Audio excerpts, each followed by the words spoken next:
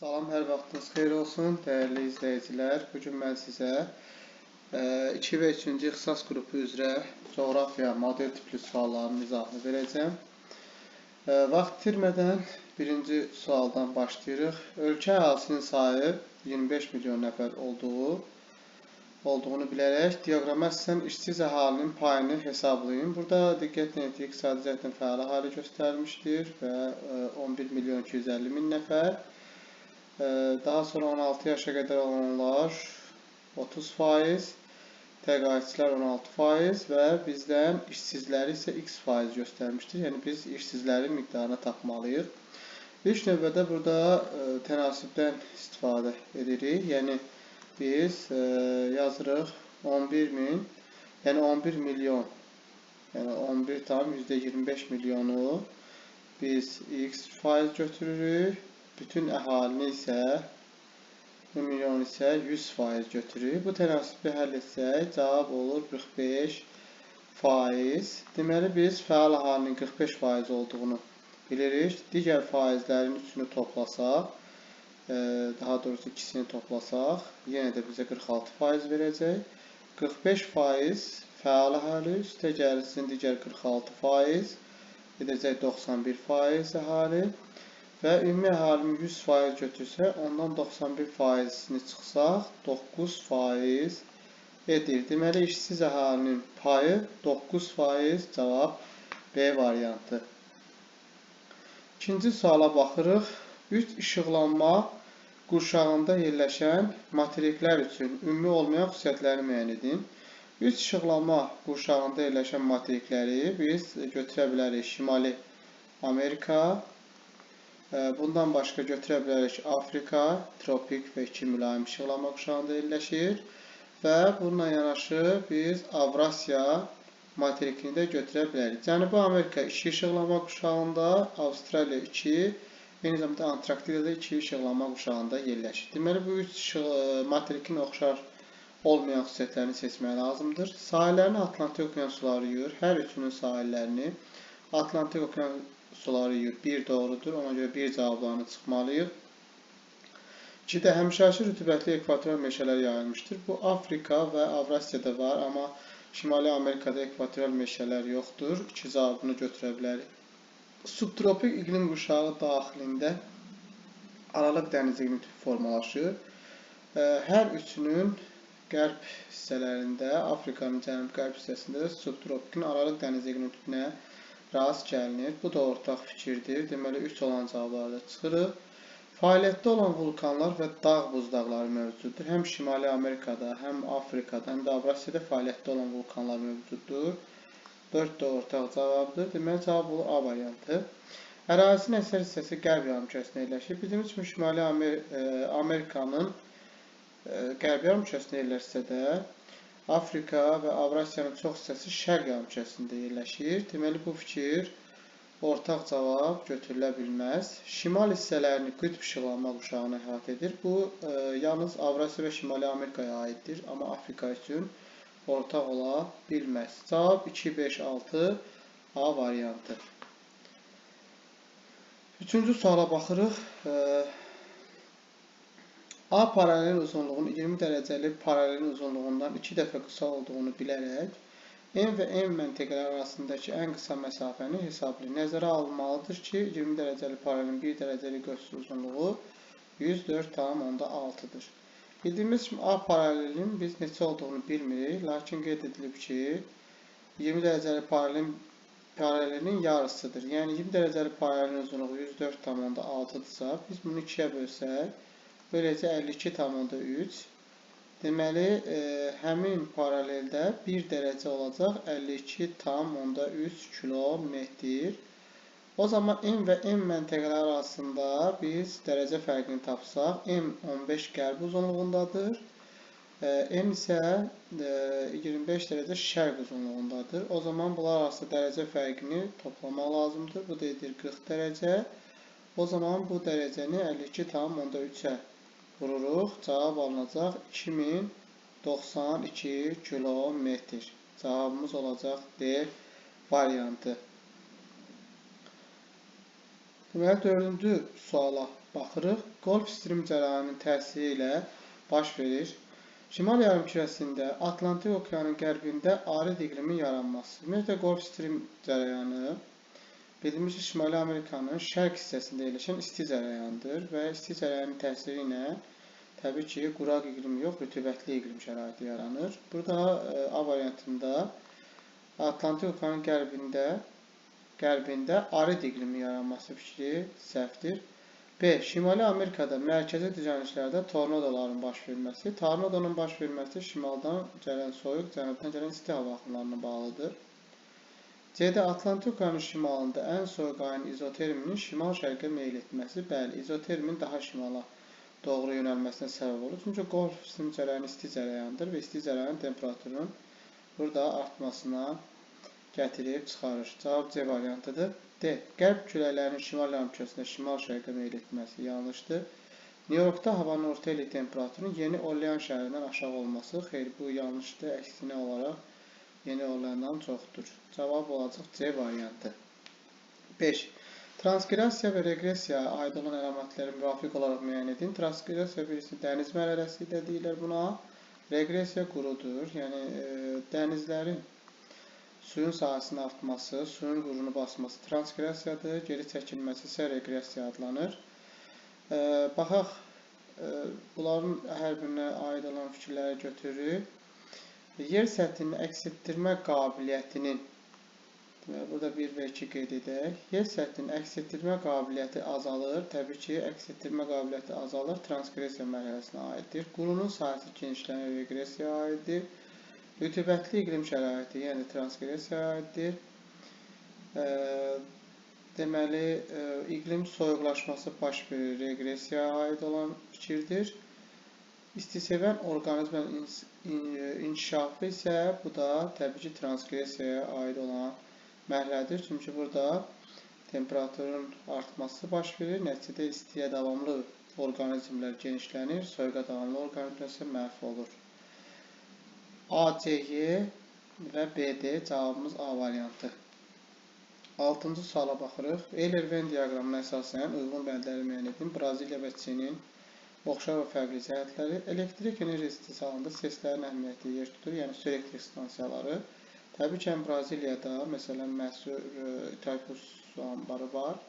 Çində də bildiyimiz kimi 3 dərə su elektrik stansiyası ən böyük su elektrik stansiyalarından biridir. Deməli, hər ikisində elektrik enerjisinin istehsalında su elektrik stansiyaları əhəmiyyətli yer tutur. Bu ortaq fikirdir. Pambıq və kartof istehsalında qabaqcıl yer tutur. Təbii ki, pambıq və kartof istehsalı Çində üstünlük təşkil edir. Dəmir filezi hasilatı və polad əritmə inkişaf etmişdir. Həm Braziliyada, həm də Çin ərazisində həm dəmir filezi ehtiyatları, həm də polad əritmə inkişaf etmişdir. Bu da ortaqdır. Daha sonra federativ inzibati ərazi quruluşuna malikdir. Braziliya federasiyadır, Çin isə unitar quruluşa malikdir. Deməli, 1-ə götürülürük. A'dan başa düşən içməli suyun miqdarına görə qabaqcıl ölkədəndir. Bu Braziliyaya aiddir. Çünki Çində əhali çoxdur və buradakı su ehtiyatlarını əhali sayına böləndə A'dan başa düşən miqdar azalır və o da Braziliyaya aid oldu. Atmosferə daha çox karbon qazı atan ölkədir. Təbii ki, Çindir. Çində çeşitli sənaye sahələri və sənayenin yüksək səviyyədə inkişafı nəticəsində burada təbii ki, atmosferə daha çox qazlar daxil edilir. Cavab olacaq 1, 4, 5, 2-yə 1-ə 4, 5, 2-yə aiddir 2, 6, 3-ə aiddir 1, 3, B variantı. Deməli, 6B variantı. 7-ci suala baxırıq. Uyğunluq gözlənilmişdir. Burada diqqətlə baxırıq şərti işarələrə. Burada deməli, dairə, boş dairə quraq mövzusunu göstərir.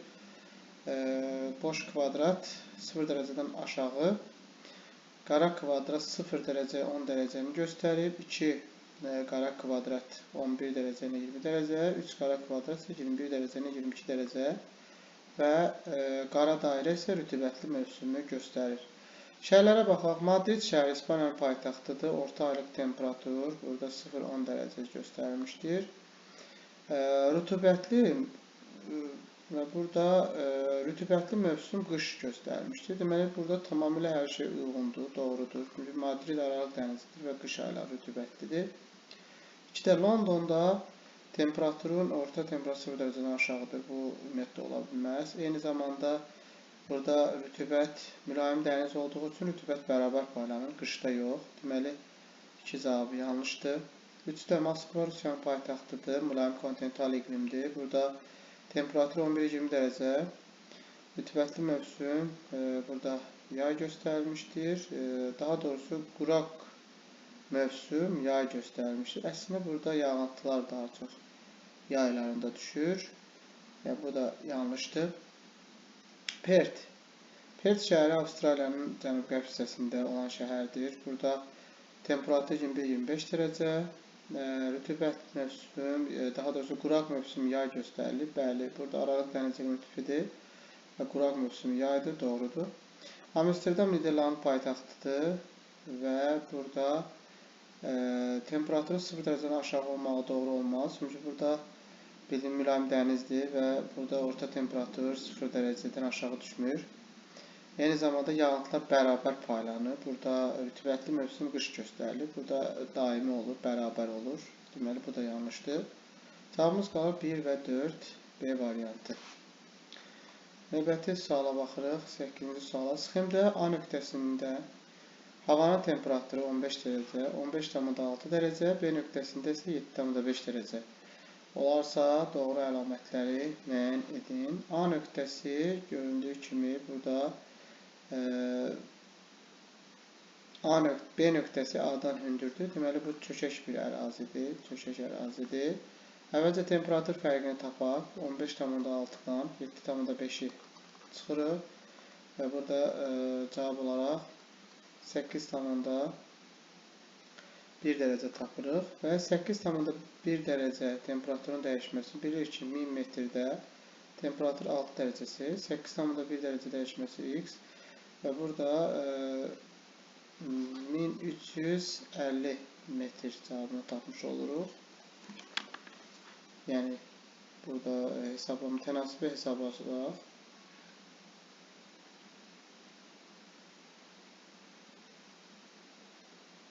...1350 metr tapmış oluruq. Deməli, A və B nöqtəsi arasında burada hündürlük fərqinin 1350 olduğunu müəyyən etdik. Bundan fərqli olaraq, indi biz burada B nöqtəsində atmosfer təzyiqi daha yüksəkdir deyilir. B nöqtəsi A nöqtəsindən hündürdə yerləşir. Yüksəyə doğru təzyiq azalır. Ona görə də birinci fikir doğru deyil. A nöqtəsinin mütləq hündürlüyü B nöqtəsindən azdır. Təbii ki, A nöqtəsi çökək bir ərazidədir. B nöqtəsi daha hündürdədir. Deməli, bu doğrudur. B nöqtəsində buxarlanma qabiliyyəti daha azdır. B nöqtəsində baxırıq ki, temperatur 7,5 dərəcədir, yəni azdır. Ona görə də buxarlanma qabiliyyəti də temperaturla əlaqəli olduğu üçün burada temperatur az olduğu üçün qabiliyyət də az olacaq. Üçü də götürürük. Səth axınları A-dan B-yə doğrudur. Səth axınları hündürdən alçağa doğrudur. Yəni, B-dən A-ya doğrudur. Bu 4 səhvdir. 1 və 4 cavablarını variantlardan silirik. Yəni, cavabımız 206-dır. Kəsmə yüksəkliyi 350 metrdən böyüdür. Kəsmə yüksəkliyi 350 metrdən böyüdür. Yəni, bunu yoxlayaq. Əgər 350-dən böyük olarsa, o zaman deməli, bu 350 çıxsaq,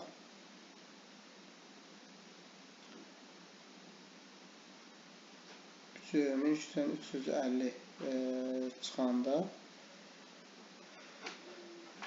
deməli, bura edir 850 edir və burada 850. Bundan sonra isə 1, 2 və 3 boşluq var. 3 boşluq 3-ə vuranda 1050 edir. Burada isə bizdə alınacaq. Deməli, 350-ni də vururuq 3-ə. 350-ni də təxmin 3-ə vursaq 1050 edir. Yəni, burada təxmin eləyəcək. 1050 çıxanda burada eləyəcək 50-yə qədər gəlib düşür. Və A ilə və B məntəqəsi 1350-dən böyükdür fikri düşəndə, yəni bu məntəqə arasında məsafə, yəni bu 350-dən çox olmalıdır. Bu məsafəni hesablayan zaman onda görürük ki, burada 50 olmayacaq, burada dəqiq olmadı. Daha doğrusu artacaq. 1050 gəlir üstünə. Burada edəcək 2250 edəcək. Burada cavab edir 2250. 1, 2, 3, 2250 edəcək. Və bunlar arasında məsafəni tapanda bu zaman görürük ki, bu fikir doğru deyil.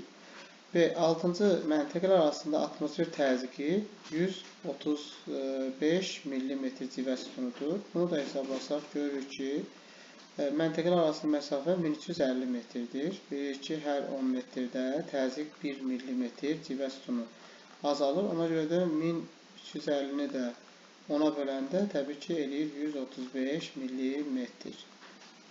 Buna əsasən bilirik ki, altta doğrudur. Cavabımız C variantı. 9-cu suala baxırıq. Xəritə sxemində 2 və 3 rəqəmləri ilə verilən fiziki coğrafi rayonların 1 və 4 rəqəmlə verilən fiziki coğrafi rayonlardan fərqləndirən əlamətlər. 2-də Qonaqkənd, 3-də Qarabağ, 1-də Günüt Qapıcıq, 4-də isə Talış Dağları fiziki rayonu qeyd olunmuşdur. Baxaq, bu fərqli xüsusiyyətlər istəyir. Qışı quraq üstə mülayim isti iqlim tüpüyə ayırmışdır. Bu Qonaqkəndə və Qarabağda var, amma 1 və 4-də rast gəlinmir. Bunu götürə bilərik. Aid olduğu təbii vilayətlərin ən hündür zirvələri burada yerləşir. Biz burada diqqətlə götürsək, aid olduqları təbii vilayətlərin ən hündür zirvələri burada yerləşir. Deməli, 1 və 4-də aid olsa da 2 və 3-ə aid deyil. Çünki deməli, Qonaqkəndə ən hündür zirvə yerləşmiş, Bazarcı Zaqatala Lağazda yerləşir. Həmçinin də Qarabağda da ən hündür zirvə deməli, Qarabağ silsiləsində deyil, Dəlidağ zirvəsi vulkanik yaylada yerləşdiyi üçün bu fikir doğru deyil. 3. Çayların qidalanmasında qar və buzların ərinti suları müəyyən rol oynayır. Deməli, bu 2-yə aiddir. 2-yə aid olsa da 3-ə aid deyil. Çünki Qarabağ dağlarında əsasən burada qar və buzlaq suları ola bilməz. Daha çox burada deməli, yeraltı və yağış suları üstünü təşkil edir. Deməli, 3 də yanlışdır. Dağ meşə landşaftından yuxarıda dağ çəmən landşaftı yerləşir. Bəli, bu doğrudur. Bildiyimiz kimi 1 və 4-də, məsələn, Talış dağlarında meşədən sonra çöllər, çöllərdən sonra qısa çolluqlar gəlir. Deməli, çəmən landşaftı burada rast gəlmir. Bu hissədə isə dağ meşədə landşaftı ümumiyyətlə yoxdur. Ona görə də uyğun gəlmir. 2 və 3-ə isə uyğundur. Deməli, 4-ü də götürdük. Mineral sular mövcuddur. Hər 4-ündə mineral sular var. Yüksək dağlıqda mezzo yaşlı sular üstünü təşkil edir. Talış dağlarında burada rast gəlinmir.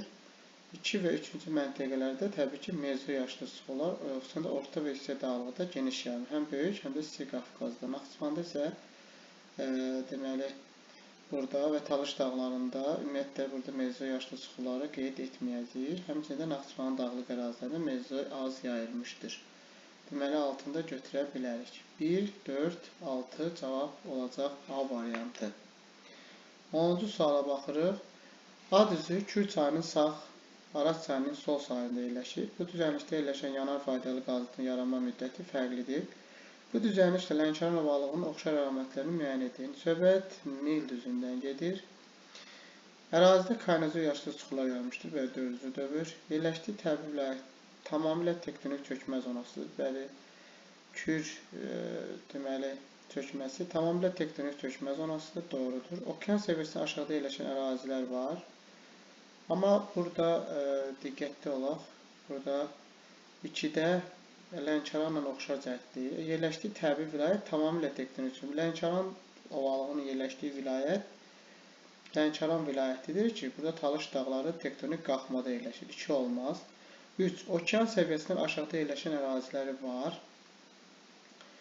Bəli, bu həm Nil düzünə, həm də Lənkərana aiddir, düzdür. Abrazion mənşəli reformaları yayılmışdır. Bu Nil düzündə yox, Lənkəranda olacaq. Deməli, doğru deyil. Tektonik çatlarla dağlardan ayrılır. Nil düzü tektonik çatlarla ayrılmır. Bu da yanlışdır. Kür tektonik çökmə zonasında yerləşir. Bəli, həm Lənkəran, həm də Mildüzü doğrudur. 1, 3 və 6 cavab C variantı. 11-ci suala bax. Xəritə sxemasından ərazidə hava limanları olan rayonları və aid olan təsərrüfat sahələrini müəyyən edin. Bu rayonlara diqqət etirsək, A rayonu deməli Zaqataladır. B-də Oğuz göstərilmişdir. Eyni zamanda C-də Füzuli rayonu, D-də Cəbrayıl rayonu göstərilmişdir. Daha sonra Y-də Yevlax göstərilmişdir. F-də də Lənkəran göstərilmişdir. Buna uyğun cəhətlərə baxaq. 1-də B Qəbələ, meyvə tərəvəz konservi Qəbələdə bildiyimiz kimi burada hava limanı yoxdur, götürmürük. C-də Füzulidə üzümçülük var. C Füzulidir və orada üzümçülük inkişaf edib. Doğrudur. Hava limanı da fəaliyyət göstərir. 3-də F Lənkərandır. Lənkəranda tərəvəzçilik var. Tez yetişən tərəvəzçilik və hava limanı da var. 2-3 doğrudur. 4-də Zaqatala deməli ərazisində gərzəşli meyvəçilik və hava limanı da fəaliyyət göstərir. Doğrudur. 2, 3 və 4 cavablar doğrudur. D-də Zəngilan rayonu ərazisində dəmir filizi hasilatı mövcud deyil.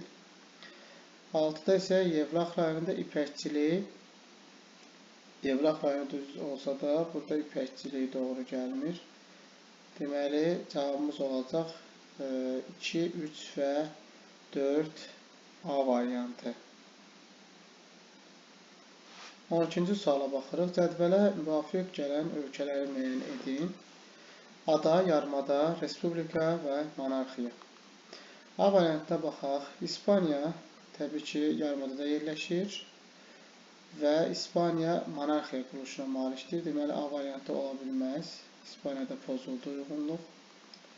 B variantında 1-ci Portuqaliya. Portuqaliya yarımadada yerləşir, respublikadır. 1 doğru gəldi. Şri-Lanka. Şri-Lanka ada ölkəsidir, respublikadır. 2 də doğru gəlir. 3-də İrlandiya yarımadada yox, adada yerləşir. B-də yanlışdır. Yenə də 1-də Portuqaliya, Şri-Lanka düzdür. 3-də Qətər. Qətər yoxdur. Qətər yarımada Ərəbistan yarımadasında yerləşir və mütləq monarxiyadır. Doğru gəlir. 4-də Bəhreyn. Bəhreyn ada ölkəsidir. Monarxiyadır. Bir də monarxiya malikdir. Doğrudur. 5-də isə İslandiya ada ölkəsidir və respublika idarəetmə formasına malikdir. C cavabı tamamilə doğrudur. 13-də dərə çəmən bitkiləri daha çox yayılmışdır. Dərə çəmən bitkiləri deməli Böyük Qafqazda Böyük Qafqazda Qanı-Xəyriçay vadisində rast gəlmişdir. A variantında Qobustan, Abşeron fikri doğru deyil. Qarabağ vulkanik əylası Böyük Qafqaz 2000 metr yüksək ərazilərdə xeyir. Qanı-Xəyriçay çökəkliyində burada rast gəlinmişdir. Cavab burada D variantıdır. 14-cü suala baxırıq. Doğru fikri müəyyən edin. Murren çayının mənsəbi Parana çayının eroziya bazisindən yüksəkdə yerləşir. Murren çayının da mənsəbi okeandır. Parana çayının da mənsəbi okean olduğu üçün eroziya baziləri eynidir. Mississippi çayı buzlaqdan başlayır. Mississippi çayı göldən başlayır, Itasca gölündən. Colorado və Rio Grande çayları körfəzə tökülür. Bəli, Colorado çayı tökülür Kaliforniya körfəzinə. Rio Grande çayı isə təbii ki, Meksika körfəzinə tökülür. C doğrudur. D variantı Michigan gölü iki ölkənin sərhədində yerləşir. Michigan cavabı şahiddir, yanlışdır. Y variantı İtaliya prosesi Braziliya, Argentina tərəfindən birgə istifadə edilir. Xeyr, Braziliya və Paragvay olmalı idi. Cavab oldu C variantı, 14C. 15-ci suala baxırıq. Qarabağ, Şirvan, Mil düzlərində yerləşən inzibati rayonları müvafiq olaraq müəyyən edin. Tərtər yerləşdi Qarabağ düzündə, Ağcabədi. Bu da Qarabağ düzündədir, yanlışdır. B-də Xocalı Qarabağ düzündə olsa da Sabirabad, Şirvan, Cəlilabad Mil düzündə yerləşmir, Roğan düzünə düşür. C-də Beyləqan, Qarabağ, Kürdəmir, Şirvan, Hacıqabul Mil düzündə yerləşmir, yanlışdır. D-də Goranboy, Qarabağ düzü, Saatlı, burada Salyan, bunlar uyğun gəlmədi, Salyan düzündə yerləşdilər. Y-də Bərdə, Qarabağ düzündə, Ucar, Şirvan, İmişli, Mil düzü. Y variantı doğrudur. 16. Dayanıqlı inkişaf konsepsiya məqsədlərinə aid deyil. Yəni, dayanıqlı inkişaf gələcəyi təhlükə altında qoymayan inkişafdır. Bu ehtiyatlardan səmərəli istifadə etmək, yoxsulluğa, azlığa son, daha çox alternativ enerji mənbələrindən istifadənin öz əksini tapmışdır. Burada A variantda mineral ehtiyatlarının hasilatının artırılması, xeyr, əslində mineral ehtiyatlarının hasilatının artırılması yox, bunlardan səmərəli istifadə edilməsi olardı. A cavabı yanlışdır.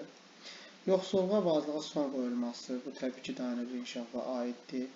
Sərfəli təmiz enerjidən istifadə edilməsi, yəni günəş, külək enerjilərindən istifadə, əhalinin təmiz su ilə təmin edilməsi doğrudur. Təhsil keyfiyyətinin artırılması, bunlar dayanıqlı inkişafa aiddir. 17. Ardıcıl verilmiş təbliğ zonalarına uyğun gəldiyi istiqaməti xəritə sxemində müəyyən edin. Deməli, birinci olma dəyişkən rütubətli meşələr, sonra savanna və seyrək meşələr, yüksək quşaq vilayəti, səhra və yarımsara meşə və çöllər. Bir nəzərdən etsə, bir dəyişkən rütubətli meşələr olsa da, sonra çöl zonası olmalıdır. Yəni, EF ola bilməz. B-də baxaq, C və D istiqamətini yoxlayırıq. C və D istiqamətinə fikir versək, burada Benqal körfəzi sahələrində həqiqətən dəyişkən rütubətli meşələr, daha sonra burada savanna və seyrək meşələr də var. Bundan sonra yüksəklik Malay dağları, yüksəklik quşağı, sonra səhra yarımsara, sonra isə meşə çöllər var. C və D doğrudur. C-də A və B göstərilmişdir. A-dan B-yə doğru baxsaq, deməli, burada dəyişkən rütubətli meşələrdən sonra savanna burada gələ bilməz. D variantında C və H məntəqələrinə baxaq. C və H məntəqələri burada, deməli, burada daha doğrusu dəyişkən rütubətli meşələr yayılmamışdır, uyğun gəlmir və birdən K-ya doğru isə burada rütubətli ekvatorial meşələr baxaq, sonra savanna və seyrək meşələr. Ümumiyyətlə, burada yüksəklik quşağı, burada meşə çöllər burada ola bilməz. Deməli, bu da doğru deyil. 18-ci suala baxırıq. İqtisadi sabitlik hökm sürən ölkələrə aid olan xüsusiyyətləri nəzərdən keçirək. İqtisadi sabitlik hökm sürən ölkələr inkişaf etmiş ölkələrdir. Bir-də insan potensialı fasiləsi olan inkişaf edir. Bir doğrudur. 2-də ÜDM və ümumilli məhsulun adam başına düşən həcmi artır. Doğrudur. İqtisadi səbəblərdən emigrantların sayı artır. Emigrant ölkədən gedənlərdir. Əslində, burada emigrant olur, gələnlər çoxalır. İşsizlik səviyyəsi 10%-dən çox olur. Əslində, işsizlik səviyyəsi azalır. Yəni, sabit ölkələrdə 7-8%-dən çox olmur. Dövrü işçilik əslində müşahidə olunmur. Bəli, burada dövrü işçilik böhran olan ölkələr üçün xarakterikdir. Yəni, burada dövrü işçiliyə əsasən olmur. 1, 2 və 5 cavabı burada doğru cavabdır. Siyasi və iqtisadi böhranlar baş verir. Bu yanlışdır. İnkişaf etmiş ölkələr üçün xarakterik deyil. Cavab 1, 2 və 5 Y variantı. 19. Uyğunluğu pozulmuşdur. Neva çayından Fin körfəzinə, Fin körfəzindən Baltik dənizinə, oradan Kir kanalından Şimal dənizinə birləşir. Bu doğrudur. 2-də Atlantik okeanından sonra Cəbəli Tarix boğazı, sonra isə Aralıq dənizi, Süveyş kanalı və Qırmızı dəniz. 2 də doğrudur. 3. Kerç boğazı, Qaradəniz, Qaradənizdən Bosfor boğazı olmalıydı. Lakin burada yazıb Dardanel boğazı, Mərmərə dənizi. Burada doğruluq pozulub. 4-də Xəzər dənizi, Volqa çayı, Volqa-Don kanalı, Don çayı, Azov dənizi. Bu doğrudur. 5-də İran körfəzindən Hörmüz boğazı, daha sonra Ədən yox, Oman körfəzi olmalıdır. 5-də yanlışdır. 3 və 5 C variantı. 20-ci suala baxırıq. 22 iyunda günəşin zenitdə olduğu ərazini, həmin əraziyə aid xüsusiyyətləri müəyyən edin. 22 iyunda günəş 23,5 şimal tropikində zenitdə olur və buna əsasən Mekonqo balığını kəsmədiyi üçün Mekonqu çıxırıq. Burada Ərəbistan və Meksikanı kəsdiyi üçün tropik xətti burada zenitdə ola bilər. Anadolu yaylasında isə günəş zenitdə olmur. Cavab 2 və 3 uyğun gələ bilər. Bunlara aid xüsusiyyətləri tapırıq. Deməli, cavab 2 və 3 olanları ancaq götürməliyik. Burada A və C variantları gedir. Baxın, ən qədim qırışıqlıq vilayətidir. Bu göstərilib. B variantında deməli, Meksikaya ən qədim qırışıqlıq vilayəti yazılıb. Bu ola bilməz. Çünki Meksika Mezoy qırışıqlığıdır. Bu doğru gəlmir. daha sonra 2 göstərilir. Mümkün buxarlanmanın kəmiyyəti yüksəkdir, bəli. Burada mümkün buxarlanma yüksəkdir. Fəal seismik zonadır, bəli. Meksika fəal seismik zonadır və Tibet dağlıq yaylası eyni geoloji yerdə formalaşmışdır. Hər üç fikir doğrudur. D variantıdır. Y variantı nəzərdən yetirirsək, məsələn, Ərəbistana aid olan fikirlər ən qədim qırışıqlı vilayətidir. Bu doğru gəlmir, Ərəbistana uyğun deyil. 3-ə, yanar faydalı qazıntılar var. Şərq hissəsi tektonik qalxma zonasıdır. Ərəbistanın şərq hissəsi tektonik qalxma deyil. Deməli, Y ola bilməz. Cavab burada D variantı uyğun gəlir. 20-də cavab oldu D variantı. 21-ə baxırıq. Əlamətlərin aid olduğu çayları müəyyən edin. Stoplayıcı hövzəsi 2 tektonik zonada yerləşir. Mənbəyi dağ tundra, mənsəbi isə yarımşarı və bölgə bölümündə yerləşir. Hövzəsində həm Mezo, həm də Kaynazo yaşlı sulara rast gəlir. Deməli, bu çaylar Böyük və Kiçik Qafqaz dağlarının yüksək dağlığından, deməli, yüksək dağlığından alçaq dağlığa doğru hərəkət edən çaylar və düzənliyə çıxan çayları götürməliyik. Burada bir də Zəyimçay göstərmişdir. Zəyimçayda mənbəyə əsasən soyuq iqlimdir, bir olmaz. Qudyalçayı götürməliyik. Çünki onun mənsəbi Samid əvvəlcə ora yarımsərə quru çöldür və dağlıq ərazidən başlayır. Mezo erasının və Kaynazon suları var. Üstdə Tərtər çayı Kəlbəcərdə, yəni Qarabağ vulkan kərlasında və Bərdədə, yəni mənsəb Bərdədir. Orada da eyni zamanda yarımsərə quru çölə çatır. Tundradan yarımsərə quru çölə qədər uzanır. Türyan çayı da Böyük Qafqazın cənub yamacından, o da yüksək dağlıq ərazilərdən başlayaraq mənsəbi Kür çayıdır, yəni yarımsərəyə gəlib çıxır. 2, 3 və 5. Deməli, 2, 3 və 5 A variantı doğrudur. Sumqayıt çayı ümumiyyətlə, deməli, Abşeron Qobustan, bu daha çox Böyük Qafqaz qalxması tektonik zonasına aiddir. Yəni, Sumqayıt çayı həmçinin mənbəyi dağ tundrada deyil. Viləşçay da Talış dağlarından başlayır və burada Mezo erasının sularına rast gəlinir. Deməli, cavab 205. 22-də şimaldan cənuba doğru coğrafi obyektlərin ardıcıllığını müəyyən edin. Bir, baxaq, Qanıq Əyri çayı gözəkliyidir. Daha çox Acınahır düzü, Baş Qafqaz silsiləsi, Daşüz və Xocaşən. Deməli, burada ardıcıllıq belə olmalıdır. Birinci, 3 gəlməlidir. Yəni, Baş Qafqaz silsiləsi, daha sonra olmalıdır Qanıq Əyri çayı. Daha sonra Acınahurun üst hissəsində Daşüz gəlir. Daşüzün alt hissəsi Acınahurdur, yəni Acınahuru gəlindir. Daha sonra isə Xocaşən ilə bitir. Yəni Xocaşən, Daşüz və Daşüz və Xocaşən silsilə arasında Acınahur yerləşir. Cavab belə olacaq. 1, daha doğrusu 3, 1, 4, 2, 5. 3, 1, 4, 2, 5. Bu da A. Daha doğrusu bir də diqqətlə baxaq burada. Şimaldan cənuba doğru coğrafi obyektlərin düzgün sırası belə olacaq. Deməli, birində gəldi 3. Baş Qafqaz. Baş Qafqazdan sonra Qanıq Əyri çay. Daha sonra 4 gələcək. Yəni Daşüz. Sonra 2. Sonra isə 5. Y variantı. 23-cü suala baxırıq. 80 dərəcə şimal enində qütb gecələrinin başlandığı tarixdə günəşin zenitdə olduğu məntəqə ilə Bakı şəhəri arasında ən qısa məsafə 1/10 milyon miqyaslı xəritədə müəyyən edin. Baxaq, əgər 80 dərəcə şimal enində qütb gecələri başlayırsa, deməli günəş 10 dərəcə cənub enində zenitdir. Yəni, burada zenit məntəqəsi 10 dərəcə cənub enlidir. 10 dərəcə cənub enli Bakı şəhəri arasında məsafəni tapmaq. Bakı 40 şimal enlində olduğu üçün 10 dərəcə üstəcə 40 dərəcə. Bu da eləcək 50 dərəcə. Meridian üzrə hesablasaq 50-ni vururuq 111-ə. 5550. Burada isə 5 sıfır silirik. 5550-ni bölürük 100-ə. Cavab eləyəcək 55,5 sm. 24-cü suala baxırıq. Şəki, Zaqatala və Quba Xaçma iqtisadi rayonunun oxşar xüsusiyyətlərini müəyyən edin. Azərbaycanın xarici ölkələr əlaqələrində nəqliyyat yolları keçir. Təbii ki, bu bir doğrudur. Beynəlxalq hava limanları mövcuddur. Quba Xaçmazda yoxdur, amma Şəki, Zaqatalada var. Bu ortaq deyil. Neft hasilatı mövcuddur. Quba Xaçmazda var, Şəki, Zaqatalada yoxdur. 4. Tumlu meyvəçilik üzrə ixtisaslaşmışdır. Quba Xaçmaz tumlu meyvəçilik olsa da Şəki, Zaqatala qərzəşliyi olmaz.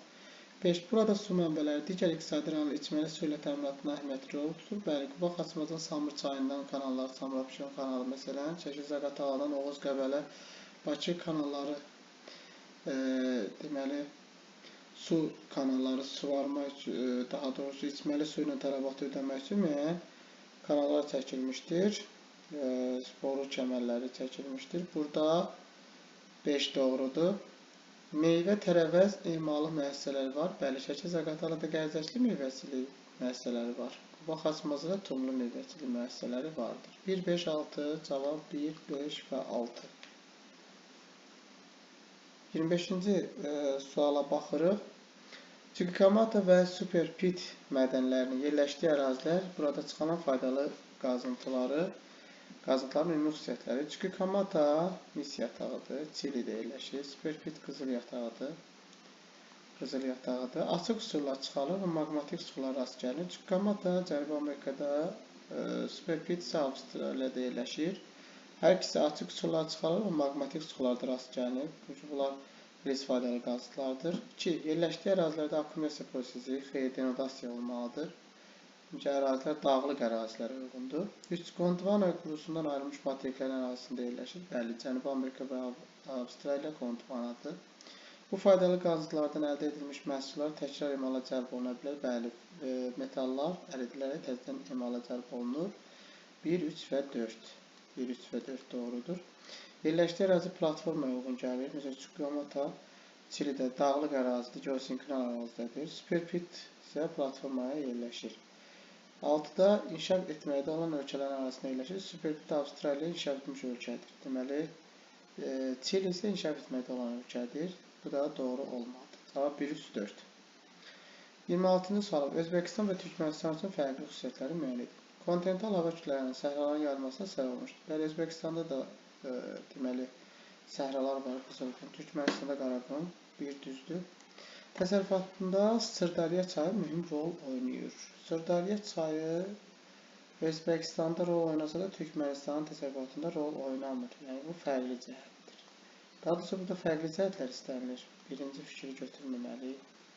Burada fərqli cəhətlər istənilir. Biri oxşardır, götürmürük, biri çıxırıq. Təsərrüfatında Sırdariya çayının mühüm rolunu bu Özbəkistana aiddir, amma Türkmənistana aid deyil. Götürürük. Əfqanistanla həmsərhəddir, yenə də ortaqdır. Hər ikisi Özbəkistan və Türkmənistanın da Əfqanistana sərhədi var. Gəmiçilik kanalları vasitəsilə dünya okeana çıxışı mövzudur. Türkmənistanın Xəzər dənizi vasitəsilə Volqadan, Volqa-Baltikdən çıxa bilər. Amma Özbəkistanın yoxdur belə çıxışı. Bunu da götürürük. Əhalinin sayısı Türk dil qrupunun Oğuz qoluna aiddir. Türkmənlər Oğuz qoluna aiddir. Özbəklər isə Uyğur və ya Qıpçaq, Qaraqarpaqlar burada var ki, onlar da Qıpçaq qoluna aiddir. Deməli, bu da fərqlidir. 2, 4, 5 cavab oldu. 26-da deməli, burada cavab 2, 4 və 5 olur. Ərazinin bir hissəsi cavan platformada yerləşir. Turan platformasıdır ki, bu hər ikisinə aid olan cəhətdir. Burada bizə fərqli xüsusiyyət lazımdır. Fərqli xüsusiyyət təsərrüfatında Sırdariya çayı mühüm rol oynayır. Gəmiçilik kanalları vasitəsilə dünya okeana çıxış mövcuddur və əhalinin isə Türkdür. Deməli, cavab 2, 4 və 5 olur. 27-ci suala baxırıq. Uyğunluğu müəyyən edin. Deməli, hava kütlələri verilmişdir. Birinci hava kütləsi Orta Asiya hava kütlələridir. İkinci hava kütləsi mülayim dənizdir. Dəniz, yəni buna Azor maksimum deyilir. Üçüncü hava kütləsi isə cənub siklonlarıdır. Aralıq dənizlərindən və Kiçik Asiya yarımadasından Azərbaycana daxil olur. Bunlara aid olan cəhətləri tapmaq istəyir. 1, 2 və 1. Yayda isti, qışda soyuq hava şəraiti. Bu, Orta Asiya hava kütləsinə aiddir. 1-ə yəni aiddir. Havanın quraq keçməsinə səbəb olur. Bəli, xüsusən də yay aylarında Orta Asiya hava kütlələri havanın quraqlaşdırmasına daha böyük rol oynayır. Azır antisiklon saatına gələn hava kütləsidir. Bu 2-yə aiddir. Azır adaları üzərində formalaşır, Atlantik okeanından gəlir. Cənub siklonları adlanır. Bu 3-ə aiddir. Arktika üzərində formalaşır. Bu Arktik hava kütləsidir. Burada göstərilməyib. Biri AB, 2-yə C, 3-ə D uyğun gəlir. İndi isə deməli 27-ci sual. İndi isə situasiyaya baxırıq. Ölkə əhalisinin kənd təsərrüfatına məşğulluq payı ölkənin inkişaf səviyyəsi ilə əlaqədardır. Əhalinin kənd təsərrüfatına məşğulluq səviyyəsi xəritə sıxımında verilmiş ölkələrdən bir və ya ikisinə uyğun gələn X ölkəsində iqtisadi cəhətdən əhalinin sayı 30 milyon fəal əhali və bunun 10,5 milyon nəfəri kənd təsərrüfatında çalışır. Deməli, burada A ölkəsi bildiyimiz kimi Kanadadır. Kanada. B ölkəsi Côte d'Ivoire. C ölkəsi isə Kambocadır. Deməli, bu ölkələr Côte d'Ivoire, Kamboca və Kanada. Deməli, 28-də dedim, verilmiş ölkəyə aid xüsusiyyətləri cədvələ yazın. Deməli, Kanada yerləşir Şimali Amerikada. Burada yazılır Şimali Amerika. B-də yazırıq. Côte d'Ivoire yazırıq Qərbi Afrikadadır. Kambocanı da yazırıq Cənub-Şərqi Asiyada yerləşir. İkinci bəndə. Bu ölkənin müvafiq olaraq ixtisaslaşmış bitkili sahəsi. Kanadada bilirsiniz ki, burada taxılçılıq çöl zonası geniş sahədə taxılçılıq yaxşı inkişaf etmişdir. Yəni bir taxılçılığı yaza bilərik. Côte d'Ivoire-da kakao istehsalına görə, həmçinin qəhvə istehsalına görə seçilir. C-də isə Kambocada çəltikçilik daha üstün səviyyədə inkişaf etmişdir. Bu ölkələrdə müxtəlif bitkisili sahənin inkişafına təsir edən amillər nə ilə bağlıdır? Yəni, təbii ki, burada təbii şəraiti yaza bilərik, iqlimi. Təbii şərait, iqlim, torpaq ehtiyatları və əmək ehtiyatlarını yaza bilərik. 29. Verilənlərə əsasən kənd təsərrüfatının daha yüksək məhsulluğa malik olan ölkəni və bunun səbəbi, buraya yazarıq Kanadadır və bunun səbəbi olaraq intensiv əkinçilik var burada. Yəni, ölkənin inkişaf etmiş ölkə olması, inkişaf etmiş ölkə, elm, texnika və texnologiyanın inkişafı və texnologiyanın inkişafı. Texnika və texnologiyanın inkişafı, intensiv əkinçilik, deməli, inkişaf etmiş ölkə olması, deməli, əmtəlik təsərrüfatının inkişafı, əmtəlik təsərrüfatdır. Əsasən satış üçün nəzərdə tutulur. Bu xüsusiyyətlər buranın daha yüksək məhsuldarlığına səbəb olur. Yəni, daha çox burada intensiv əkinçilik rol oynayır. 30-da mətndə verilən X ölkəsinin kənd təsərrüfatına məşğulluq səviyyəsini hesablayın və verilmiş ölkələrdə alınmış nəticəyə uyğun gələnləri, onun aid olduğu ölkələr qrupunu cədvəldə yazın. Deməli, burada bizə göstərilmişdir ki, fəal əhalinin 30 milyon nəfəridir. Bunun 10,5 milyon nəfəri kənd təsərrüfatına yarışır. Əgər biz 30 milyonu 100% götürsək, 10,5 milyonu isə x% götürsək, bu təxminən 35% edir.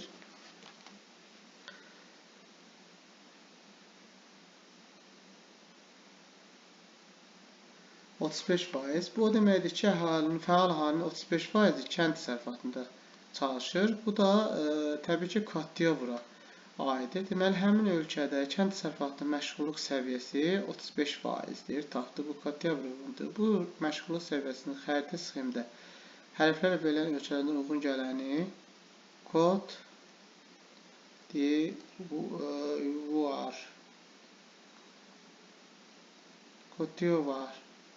uyğundur. Bu ölkələrin inkişaf səviyyəsi inkişaf etməkdə olan ölkə hesab edilir. Sualın izahı bu qədər. İzlədiyiniz üçün təşəkkür edirəm.